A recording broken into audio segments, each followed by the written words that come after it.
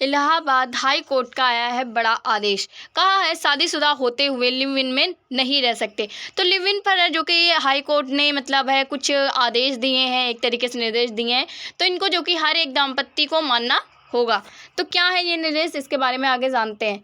तो सबसे पहले न्यूज़ की बात करते हैं। तो बिना जो कि तलाक शादीशुदा व्यक्ति लिव इन में नहीं रह सकता, हाई कोर्ट का आदेश।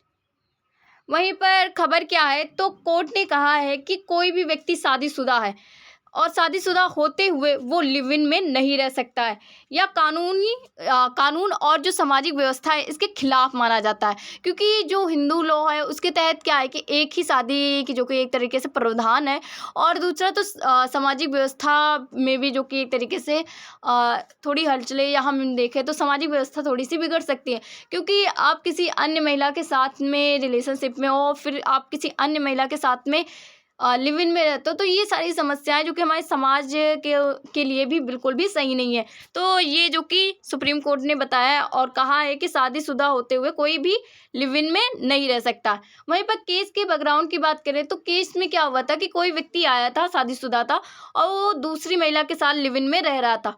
तो उसने कोर्ट से सुरक्षा की मांग की, परंतु कोर्ट ने क्या किया कि जो सुरक्षा देने से एक तरीके से इनकार कर दिया और इसे अमान्य बताया कि तुम किस तरीके से जो कि एक महिला के साथ में तुम शादीशुदा मतलब शादी के बंधन में बंधे हो और दूसरा तुम है दूसरी महिला के साथ में लिव इन में हो, तो इसलिए सुरक्षा देने से उसे मना कर दिया। और ये आदेश जो कि पारित किया है कि अगर कोई भी पुरुष या महिला शादीशुदा है और वो फिर दूसरे इंसान के साथ में जो कि लिव इन में रहता है, तो ये एक तरीके से मान्य नहीं माना जाएगा, अवैध माना जाएगा। और सुप्रीम कोर्ट ने मतलब गलत बताते हुए और कहा है कि बिना तलाक ऐसा संबंध अवैध माना जाएगा, इसे बिल्कुल भी वैध नहीं माना जाएगा, वहीं पर अनैतिक माना जाएगा। जैसे कि अगर हम बात करें, हमारे कुछ नैतिक मूल्य होते हैं जिससे कि हमारे समाज जो कि एक तरीके से एक्सेप्ट करते हैं। जैसे अगर हम बात करें तो हम हमारी जो हमारा कल्चर है, ये सारी चीज़ें जो कि एक तरीके से नैतिक मूल्य के अंतर्गत आते हैं।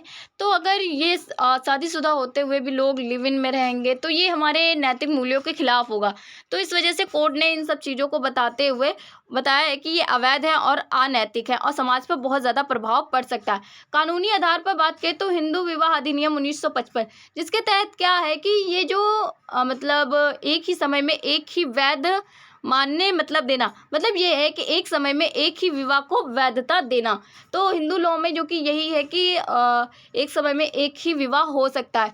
कोई व्यक्ति दूसरा जो कि किसी दूसरी महिला या कोई दूसरी महिला किसी दूसरे पुरुष से कोई भी संबंध नहीं रख सकती है। तो इस तरीके से जो कि ये लॉ था और एक ही शादी की बात कही गई है।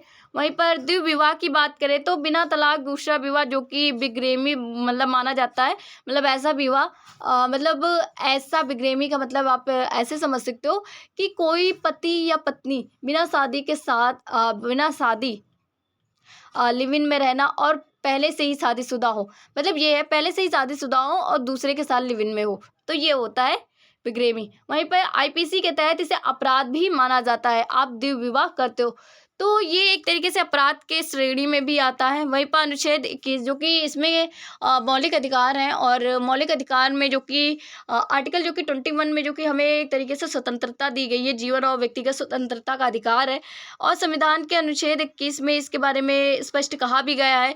लेकिन यह कानून के अधीन भी है। अगर आप स्वतंत्रता का हनन करते हो तो आपको जो कि सज़ा भी मिलेगी। आपको स्वतंत्रता दी गई है परंतु सीमित दी गई है।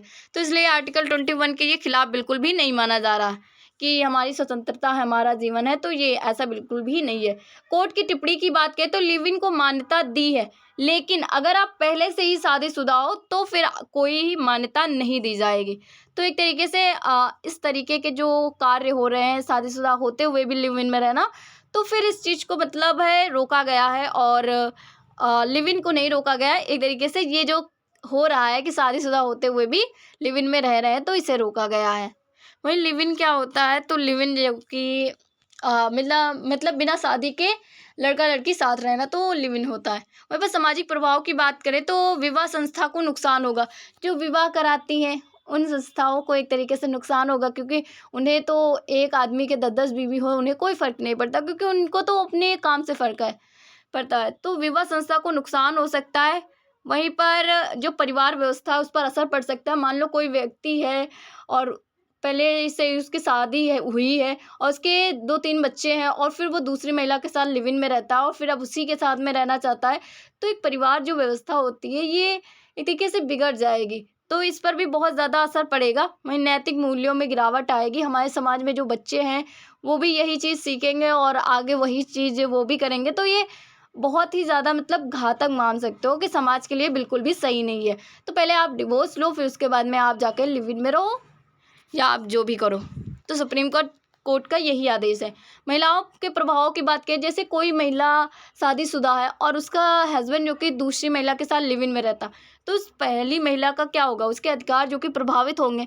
वहीं दूसरी महिला जो कि कानूनी सुरक्षा उसे नहीं दी जाएगी। अगर ऐसा होता है तो पहली महिला को जो कि एक तरीके से उसके अधिकार जो प्रभावित हो रहे हैं, तो उसके अधिकार को जो कि मतलब है उसको ये अधिकार को उसको दिया जाएगा। वहीं पर जो दूसरी महिला है, जो लिव इन में है और उस पर जो कि कानूनी सुरक्षा भी नहीं दिया जाएगा। तो ये लिव इन में जो कि अगर ऐसे मतलब कार्य होता है, तो ऐसे मतलब फैसले लिए जाएँगे। पहले के फैसले की बात करें तो सुप्रीम कोर्ट ने लिव इन को कुछ मामलों में मान्यता दी है, लेकिन वैध विवाह में रहते नहीं।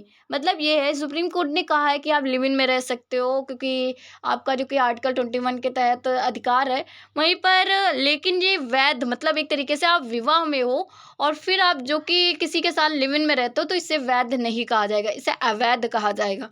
तो ये पहले ये ऐसे फैसले जो कि किए जा चुके हैं। वहीं निष्कर्ष की बात करें तो विवाह एक कानूनी संस्था है और बिना तलाक लिव इन स्वीकार्य नहीं किया जाएगा। इससे हमारे कानून और जो हमारी नैतिकता है, इन दोनों को एक तरीके से संतुलन करने की ज़रूरत है। और अगर कोई पुरुष है बिना शादी मतलब है शादी के और किसी अन्य महिला के साथ लिव इन में रहता है, तो ये बिल्कुल भी सही नहीं होगा। एक तरीके से नैतिक मूल्यों का ह्रास होगा। तो ये था जो कि लिव इन पर जो कि सुप्रीम कोर्ट के फैसले। तो आज के लिए इतनी video. Thank you for watching.